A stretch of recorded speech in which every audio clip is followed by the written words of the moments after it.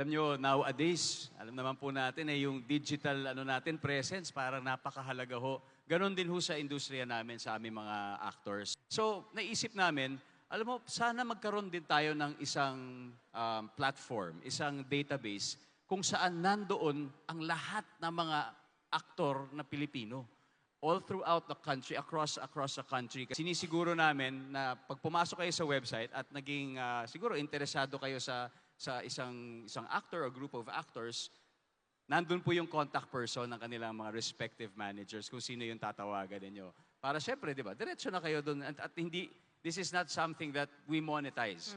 So Correct. the platform is clear. We just want to also provide that access for casting. But more importantly, it is also, in a way, empowering the actor because siya yung nagiging architect ng kanyang, kumbaga, global calling card niya yan eh.